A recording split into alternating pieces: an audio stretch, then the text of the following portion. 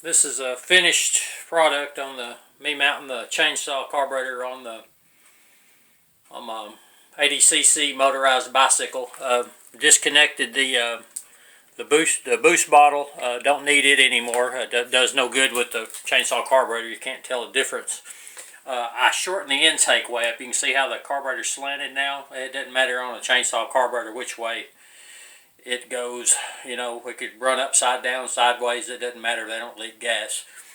Got just running the chainsaw. It's a high flow air filter, so just running the chainsaw air filter on it. It works perfect. But this is as far as I'm going to go on the bike here. Like I said in previous videos, we're just going to show it at car shows. Had a lot of fun with it, building the two-stroke motorcycle bicycle thing here. I'm new to it, so it's been really fun. But the shorter intake helped a lot. I had a guy suggest that to me on one of the sites, on the Facebook sites. You can see what I did. I just cut it off as short as I could get it and still get my boot on there for my carburetor. You know, running an external vacuum carburetor. It's a Walboro carburetor. It's off a 372 Husqvarna XP. It's tapped right into the side of the head here with a 3/16 by 1/8 pipe thread. Done a pipe thread tap right into the block there so to get my pulse for the fuel pump. I put a kit in the carburetor when I put it on here. I've had it off. You see a little gap there between my air filter here. I just put it on here to show you what it looks like. I've had it off doing a couple of changes to the thing, but I put it back together for the video. And one other thing that I want to mention here, I run it tonight, and I posted a video on one of the Facebook sites that it ran 34 miles an hour. With it, that was a low ball on the mile per hour to show them, because I didn't want them to say that I was lying on the thing. But I've ran I have put a ported head that I bought from eBay, a ported cylinder I bought from eBay on it. It was real cheap. It was a really good buy on it. Put a good spark plug wire on it and a good wire boot on it. I put the chainsaw carburetor, and I made a homemade exhaust. And I got a plug in the end of the exhaust that's been drilled for the back pressure on it. It works fine. It gave it a lot of low end power. But everybody says to run the B6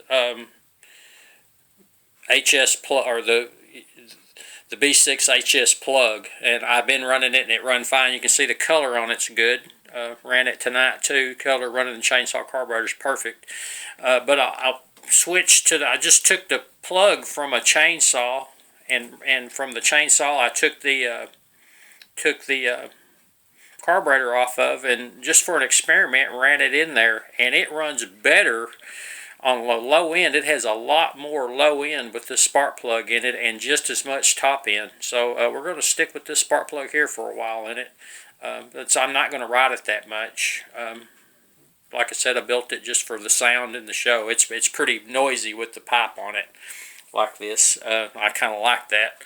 Like I said, I'm a car guy, so anything noisy we like. The boost bottle's going. We're going to cut it off tonight. Don't need it anymore, so we don't need a boost bottle on it. And we're going to build us a Harbor Freight bicycle. I'll be posting videos on that. We're going to use a Harbor Freight 79cc, and we're building a bicycle with a full suspension on it. We're cutting two bicycles up. We're taking a mountain bike and a beach cruiser and making one with full suspension on it. I put the Springer on this one. It works wonderful for easing the shock of the front, but the back has absolutely no shocks whatsoever, and it is kind of rough. So, but I'm happy with what I've done, and like they say, these things are addicting. But putting the chainsaw carburetor on this is a #1 performance I mean, you just gain all the performance in the world by doing this with it.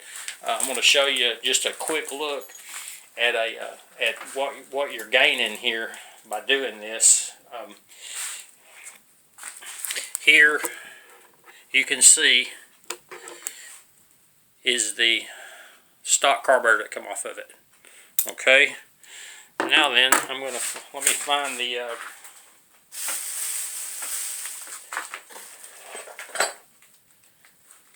I gotta find the other carburetor. I have a duplicate carburetor, the one I'm running.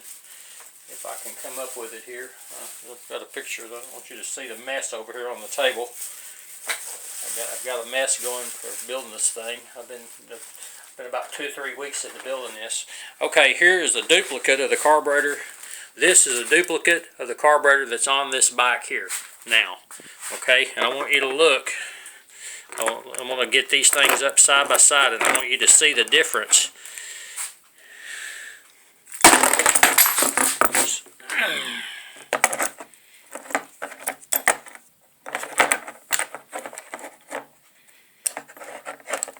Okay, this is what you're gaining right here. Look there, right here, compared to this. This is what you're gaining. I'm trying to get you a better view of it, but this, there's not even,